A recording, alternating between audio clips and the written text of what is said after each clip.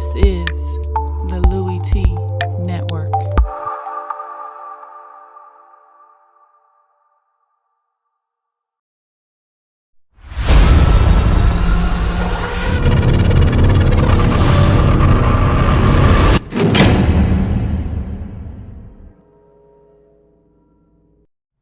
Who else could it be but me, your man, Louie Tee? Welcome to lockdown coverage week number 14 in the National Football League.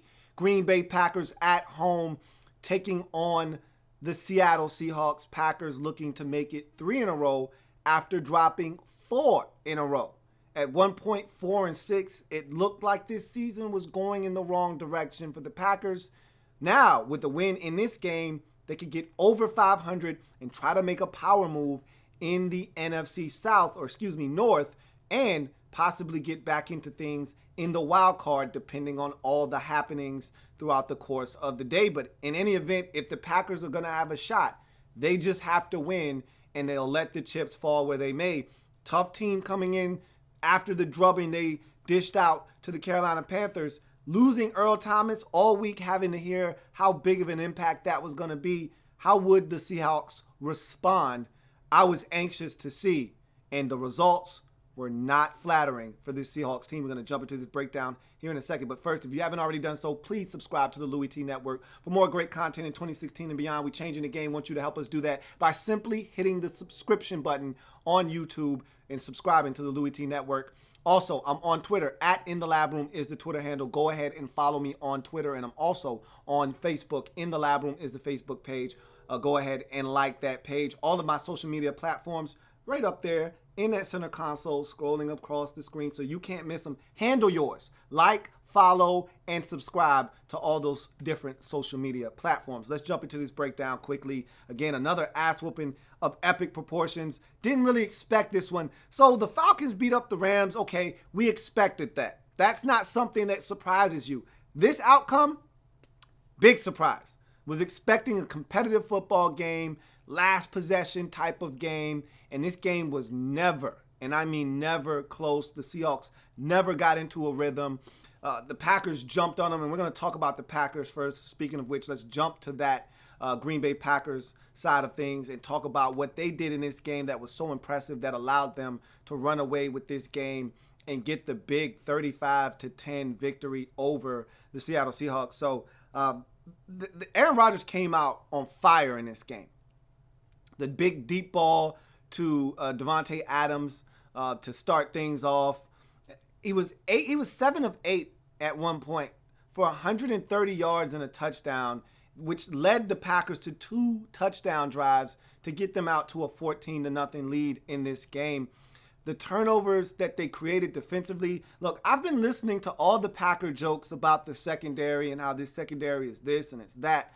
And all I kept saying to myself is, yeah, the Packers secondary stinks, but it stinks because of the injuries. When you've got 3 or 4 young guys that you had no intentions of playing this many snaps, Gunter and all these other guys that are out there that had no reason being on the field this soon, this much in their careers, yeah, you're going to struggle in your secondary. But once these guys start to get healthy, and I'm talking about Demarius Randall and some of these other guys out there, I don't know if they'll ever get Sam Shields back. But once guys start trickling back into this lineup and they start fitting guys into their slots, Micah Hyde and all these guys, all of a sudden now with what they have at the safety position, 2 of the better safeties in the league, and Clinton Dix and Morgan Burnett, all of a sudden now you start filling in the pieces at corner with guys coming back off these injuries, and all of a sudden you get guys coming alive. I told you about Dean Lowry. Did I not tell you about him?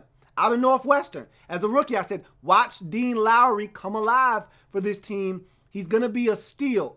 Out of Northwestern, I told you he was my favorite player selected in this past year's draft. And you're seeing Dean Lowry start to make plays for this Packers defense up front.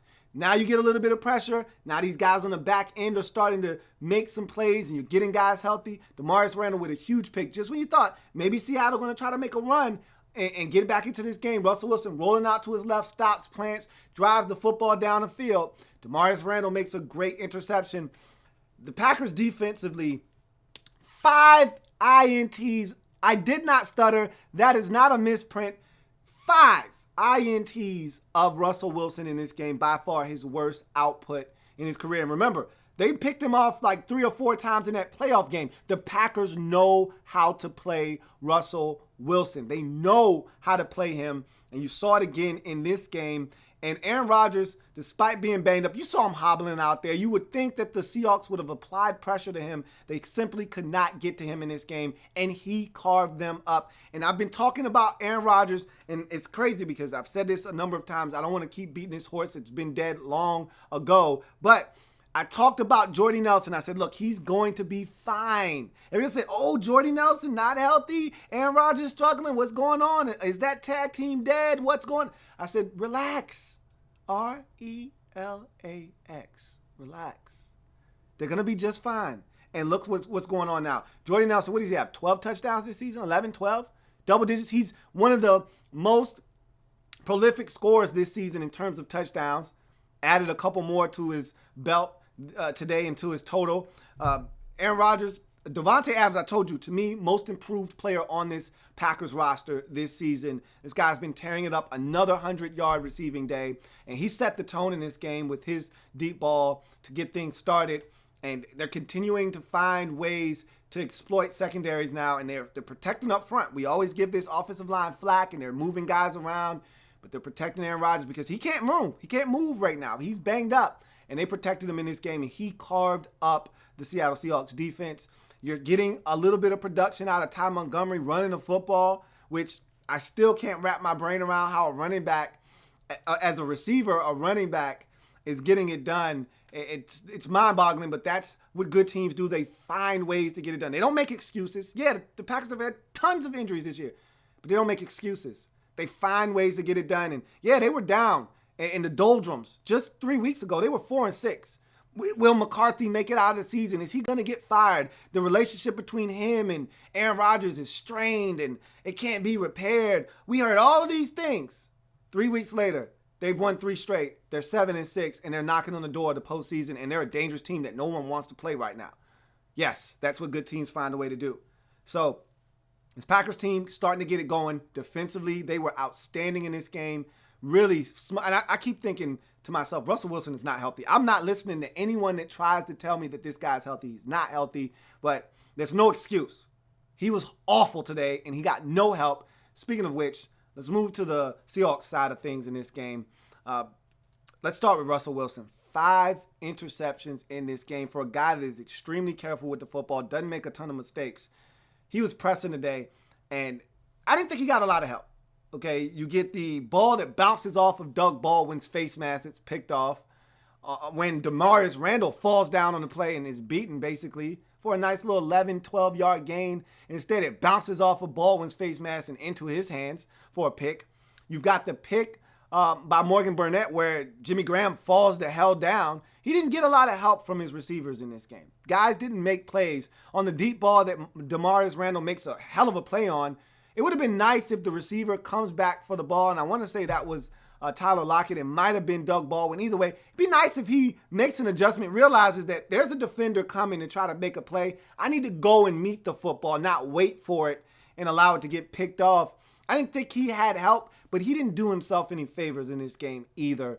And he made some mistakes, and he paid for those mistakes. This is a Packers defense that can be opportunistic at times. They were in this game. And as they continue to get healthier, you're going to see this Packers defense play a lot better. Again, we've been giving this Packers defense a lot of hell, and for good reason. They've been giving it up to some teams around the league. But they're getting healthier, and now they're starting to play with confidence. And the better the offense plays, the better the defense is going to play as well because they feed off of one another. You start getting leads, you turn teams into one-dimensional offenses. Look, the Seahawks should have run the football more. Thomas Rawls had a stellar opening drive. They get a field goal, and they basically forget about Thomas Rawls the remainder of the game.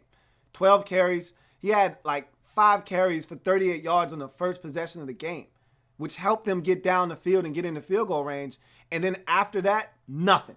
And it's almost like they just went into, oh, we're down, so we got to let's throw the playbook and the game plan out of the window and let's just chuck it around the football field. They didn't need to do that. And the Packers aren't a great run stop team. They were earlier in the season, but you can run on the Green Bay Packers. They were having success running on the Packers, and then they just stopped.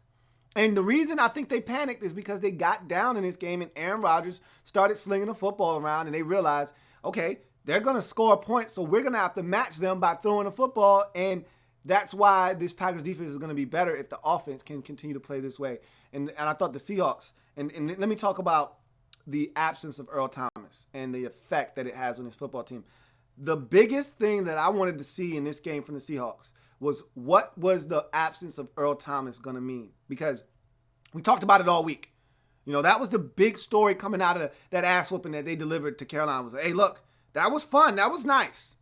That was a little bit of revenge from last year. Revenge is a dish best served ice cold, and they served it up, and they were cold-blooded last Sunday night, 40-7. Yeah, that was cold-blooded. But the only thing that I wanted to talk about and anybody else wanted to talk about was, damn, they just lost Earl Thomas. This man talking about retirement. How is that going to impact them? And I saw all the shows this week, and they were talking about the same exact thing. It's not a coincidence. He's a big piece of what they do. To me, the most important and integral piece of that defense. Irreplaceable. You can miss Cam Chancellor, as they did for the first 5 weeks or so last year, even though they had some struggles. And a good portion of this season, like a 4 or 5 week stretch in the middle of this season, he wasn't there. They were still winning football games. You can't have Earl Thomas out of this lineup because he, to me, is the quarterback of this defense. He, to me, is the heart and soul of that defense. He roams the field, can play a single high safety, can come up and lay the wood in the box. He can do everything on the football field. Play a guy man-to-man in man-to-man coverage. And you take him out of the mix and you put in Terrell, it's not the same thing, obviously. And it looked eerily similar to the Tampa Bay game in the first quarter when the Buccaneers, the first game Earl Thomas missed in his career against Tampa Bay, first quarter, Mike Evans goes bananas, 2 touchdowns, and that proved to be the difference in the game as they beat you 14-8 or something like that in that game. I mean, these are the types of, or 14-5, I think it was. His absence is felt with this Seahawks defense, and you saw it again in this game. They got to make some adjustments. They got to figure it out because when he's not in the lineup, this has been the result. It's been poor play from Russell Wilson. He was horrible against Tampa Bay. Poor play again in this game. And the defense isn't the same. It's not the same unit. The Packers had a little bit of success running the football. And the thing that really was head scratching is how much time Aaron Rodgers had in this game. What happened to the Seahawks' vaunted pass rush? What happened to Cliff Averill? What happened to Michael Bennett? What happened to Clark? What happened to all these guys who were supposed to be able to get to the quarterback? He had all day back there. He was building houses back there. It was ridiculous. And he just surgically dissected this Seahawks defense because there was no one putting pressure. One-legged Aaron Rodgers destroying the Seahawks defense because they could not generate a pass rush against a Packers offensive line that last time I checked isn't the best in the league. So that was pretty disappointing. It was just a really disappointing effort. And every now and again, you're going to have a stinker. Everybody has a stinker, okay? They happen. But now this is the second time in a row on the road the Seahawks have looked like anything but a division-winning football team. They don't look like a team that's worthy of winning a division on the road thus far. And newsflash, you're not going to have the road to the playoffs come through Seattle. That's not happening this year. You're not good enough for that. That's going to the Dallas Cowboys. So you're going to have to go on the road in a tough environment because guess what? Playoff teams are good, okay? You're not going to see some garbage football team that you're going to be able to run up the score on like you did Carolina last week. You're going to have to go on the road and beat someone. And right now, I don't have confidence in the Seahawks' ability to do that without Earl Thomas. They show me no confidence defensively, no swagger defensively right now without Earl Thomas in the lineup on the road. So these games down the stretch, going to be huge because you're going to win this division. You're going to win the division by default. There's no one else in that division worth talking about. So you don't have to worry about somebody trying to take the division from you. You're going to win that division. The question is, can you win enough games to get a first round bye? Can you win enough games to make sure that you don't have to go on the road but one time? And right now, because of this loss, you're now behind Detroit in the conference in terms of best record. So now you're not the 2 seed anymore. You're the 3 seed. Okay? Now you're the 3 seed. Now you have to play the first weekend. That's going to be your only home game, and then you got to go on the road after that. Dangerous territory that you're walking in for a team that's struggling on the road right now. If you want to have the best chance to make it to the Super Bowl, you need to get home field as much as possible, meaning you need to get that one first round bye and that second game at home, which puts you in the NFC Championship game on the road. That's your best bet. And getting your ass destroyed on the road against the Packers and the Bucks and looking like anything but a divisional winner isn't the way to do it. This was really disappointing because I wanted to see what this team was going to look like against a really good offense on the road without Earl Thomas. And I got my answer. And I was not pleased with what I got. So this is a team that's going to have to step it up. Really disappointed in their effort in this game. Really disappointed in the offense and the amount of turnovers. They just looked out of sync offensively. There was no rhyme or reason, no structure to what was going on. Russell Wilson continues to get sacked behind that port. We talked about the offensive line before the damn season started. We knew this was going to be an issue. Now it's rearing its ugly head, and they don't have an answer right now. They don't have an answer. So, Packers get it done, 38-10. Get to 7-6 on the season, and they're right there now. They may not win the division. They're running out of time, and Detroit refuses to lose. But they still have the Lions once more, and if they can continue to win and get one loss from the Lions and win the rest of their games, they will win the division. So they don't need much to happen. Just a Lions loss, and they win the rest of their games. So, again, a Lions loss outside of when they play Green Bay in the final week of the season in Detroit. So there are a number of things that, well, I don't know if that's the final game of the season. It may be the second to last game of the season. Either way, they need the Lions to lose to someone like Dallas a couple of weeks from now on a Monday night. That would be a great game. But again, will the Cowboys even need that game is the question. We'll see what happens. But in any event, if you're the Packers, just keep winning. Keep winning, and things will probably fall into place for you. You will have an opportunity to control your outcome of your season if you just keep winning.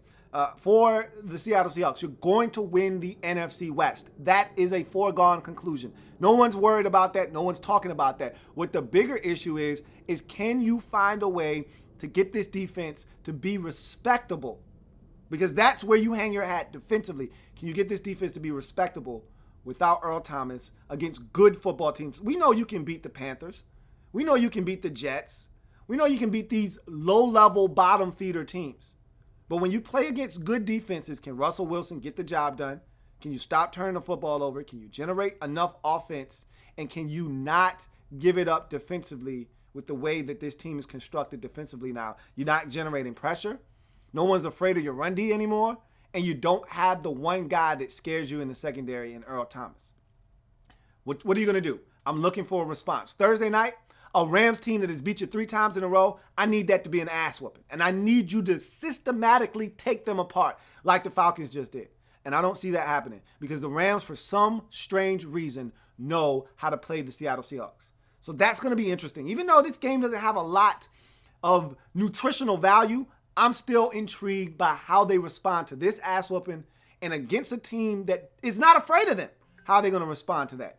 I'm fascinated by that. Let's get to some of your comments, and then we'll get out of here and get to Sunday Night Football. So, with that being said, let's get to some of your comments. Brian Emerson says, how are you doing with predictions? I think I've had a rough week. I never look at my predictions, especially this year. I will next year, and I'll tell you why a little bit later on down the line, why it will be important next year. Enrique Valencia says, are you concerned about Russell Wilson? Hasn't looked good all year. I'm not as much concerned about him as I am about the parts around him. The offensive line is terrible.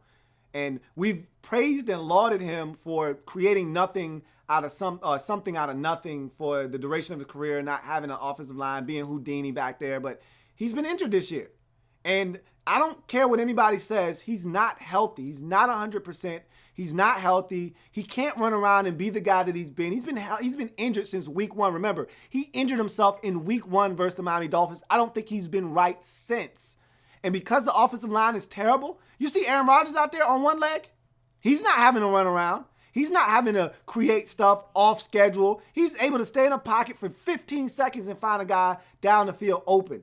Russell Wilson isn't afforded those opportunities because his offensive line is so bad. I'm worried more about his well-being behind that offensive line than I am him and his ability to get it done, because when he's protected, I've seen this guy thrive. I've seen him create with his legs. I've seen him be the creator and the mastermind behind that Seattle Seahawks offense.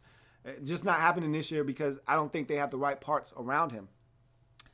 RG3 hashtag smoking at 3 hashtag 1000 says, is Randall back? Randall Cobb actually left this game with an injury, and I don't think he returned, and it didn't look good. He was carted off. I need to find out more information on the status of Randall Cobb, because that's a big injury, because he was starting to get acclimated to Jordy Nelson getting back in the fold, and he was starting to fit back into that third option on the offensive side of football. Jared Cook also got injured. I don't know if he returned to this game, and I don't recall seeing him after he left right before the half. Another guy that is a big weapon for them when healthy, problem is, hasn't been healthy this season. Aiden Wynn says, is A-Rod himself again? Like I said, I never thought he wasn't himself. I just thought that he was dealing with some things injury-wise. Guys weren't getting open. It was less about him, more. And yeah, he was missing some guys. I don't want to make it seem like he was still throwing darts out there and he wasn't missing open guys. If you want to say he's back to himself, go right ahead. I was telling everyone that, yeah, he had some games, that Chicago game, the game previous to that, where you're like, the Dallas game was the one that sticks out for me. He was horrible in that Dallas game. But there were some games in there where you're like, But there was also the Detroit game where he had like 4 touchdown passes in the first half of that game where you're like, okay, that's Aaron Rodgers. You know what I mean? Like, so if you want to say he's back, go right ahead.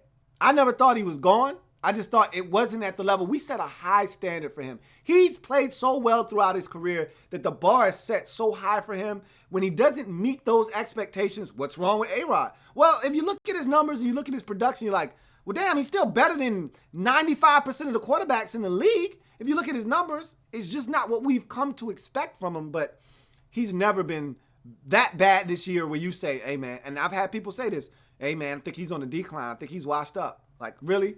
Really? We having this conversation? I'm not going to have this conversation with you. RG3 hashtag smoking at 3 hashtag 1000 says, why isn't Aaron Rodgers in the MVP talk? I think this media brainwashed all these dumbasses.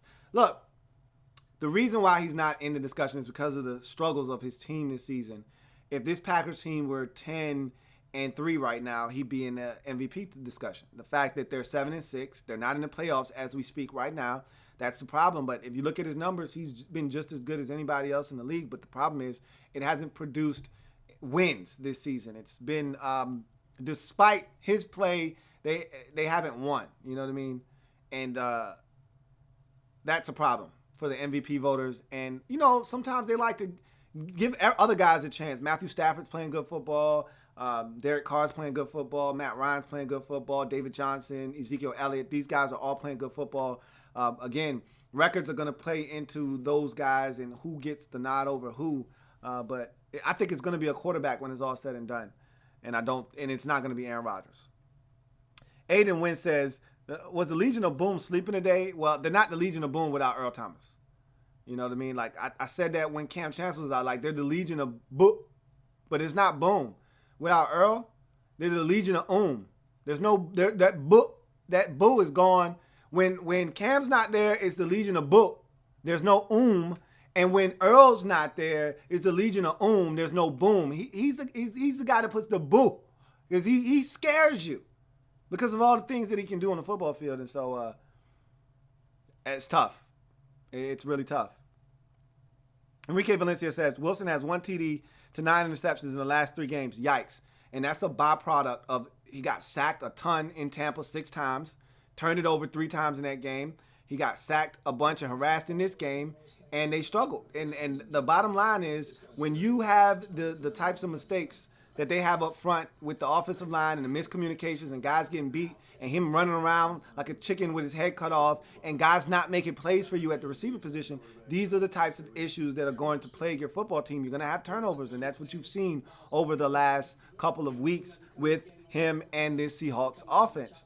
Aiden Wynn says, Seahawks aren't going to be the same without Earl Thomas. Will they ever be the same Seahawks? Are they going to find anyone to replace him? No, you can't replace Earl Thomas. There aren't Earl Thomases walking around out there for you to just plug in. If there were, teams would have the kind of defense that the Seahawks have. The bottom line is there aren't that many great safeties in the league to begin with. Earl Thomas might have been the best of the best, and he's not going to walk through that door again this season for them. And no, they're not going to be able to replace him. And no, they're not going to be the same defense. The thing is, can they be another version of themselves? Can they be a lesser version of themselves? Because they'll still be a formidable defense if they can be a lesser version of themselves. If they can't, if they look like they look today, they're done as far as going anywhere in the playoffs. They're going to make the playoffs by default because they're going to win their division, but they're going to be done as soon as they get there because no one right now is afraid of their defense, and their offense isn't that hot either, as we saw today. Colton Campbell says Randall did return. Good. I'm glad to hear that because they need Randall Cobb. They need as many options out there for Aaron Rodgers to spread the football around to, and he wins in the slot. And so I'm glad to hear that he returned. B says DJ for Offensive Player of the Year, 13 games straight with over 100 total yards. It's a great story. I just don't see him getting it just because of the way the Cardinals have played this season. That's the problem there. But he deserves some kind of award. The guy's been too good this season. And then Enrique Valencia says, when you break down the Colts game, can you please tear Dorsett a new one? I'll see if I need to do that or not. I know you're not a Dorsett fan. We'll see what happens when I get to that game. And Enrique says he's basically the AFC version of Nelson Aguilar. Oh, my God. Maybe he is, maybe he isn't. We'll see. I'll definitely check it out when I watch the Texans and the Colts a little bit later on down the line. So that's going to do it for this breakdown on lockdown coverage of the Green Bay Packers and the Seattle Seahawks. Packers get it done in a surprising blowout victory, 38-10 at home, destroying the Seahawks and forcing 5 interceptions of Russell Wilson, getting the win, getting to 7-6, and giving themselves a chance to position themselves for a late season charge to make a run at the NFC North title and a wild card spot if they don't get their hands on that. Meanwhile, the Seahawks dropped to 8-4-1. Doesn't really matter in the grand scheme of things because they're not going to get to the number 1 seed. This loss pretty much ensures that. Now, we know they're going to win the division. See, Arizona lost again. San Francisco's no good, and neither are the Rams. So we know they're going to win the division. The thing is, how far can they go? Because just making the playoffs isn't good enough for the Seahawks. They're not one of these teams that you're just happy to get there and you're looking to try to build on just getting it to the playoffs and getting experience. This is a Super Bowl or bust type of organization right now. They're that good. They've been there enough that just getting there isn't good enough. So the question is, can they get to the playoffs and make an impact when they get there? Right now, it doesn't seem that way, but things can change very rapidly in this league, as we know. Everyone has a stinker. Seahawks had a stinker in this game. We'll see if they're able to bounce back. Short turnaround, Thursday Night Football. They'll be taking on a team that has beat them 3 times in a row in the Los Angeles Rams. That is going to be an intriguing game, to say the least, as the Seahawks drop to 8-4-1 on the season.